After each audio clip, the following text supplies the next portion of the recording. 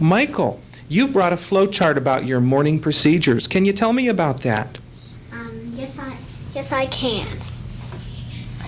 Well, first we enter the classroom at the beginning of the day. Then we ask you if you have a backpack. If yes, you unpack the backpack and hang it up. Then you go on to the beginning and know. Yeah. Put name up for lunch, sign in, sit down on log, and then sit down on the log and focus on the calendar. And Miss Wolfman's probably going to put a line here so you know what to do after yes. Opposite, like this chart. Very good. Now, why did you all think that you needed a flow chart for the morning? Well,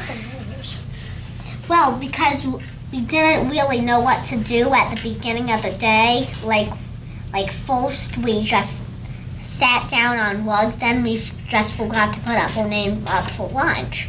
But then we also forgot to sign in.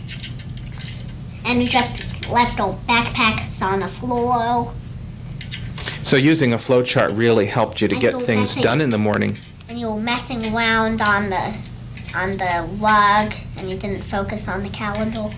Okay. Yeah, and sometimes we forgot that to put our book bags away. We thought it wasn't even on our back when it was. Okay. Now, Scott, I think you've also brought a control chart. Yeah. Can you tell us about the control chart that you brought? We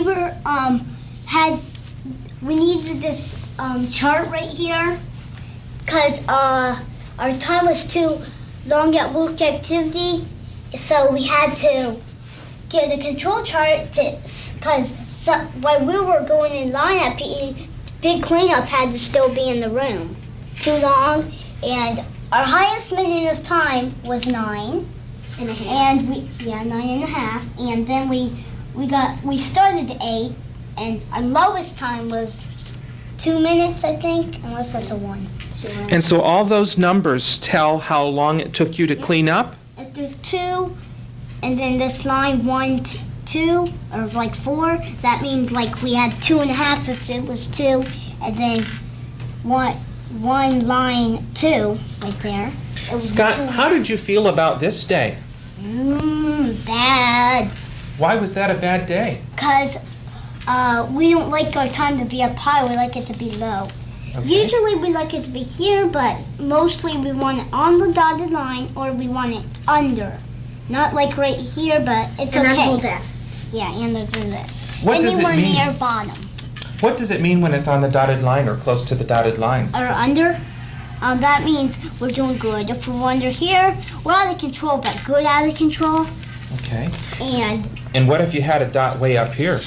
We would be out of control. If we had to put a dot right up at the top, we would be out of control.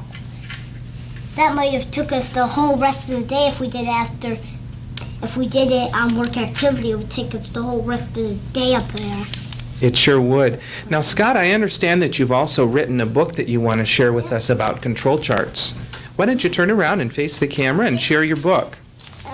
We had to make a control chart because we took too long at cleaning up. Right, and then I got mostly pictures. Each one means like the M is hiding under there. MT means each one, but then after MT when we go back to Monday, Tuesday, Wednesday, and the other T that's not after the M, that means Thursday. Then Friday, and then we go back to Monday. Okay. And then this is another one.